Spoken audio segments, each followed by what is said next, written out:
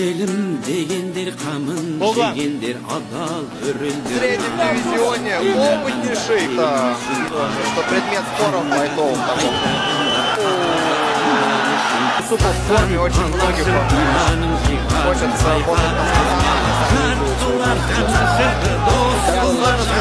на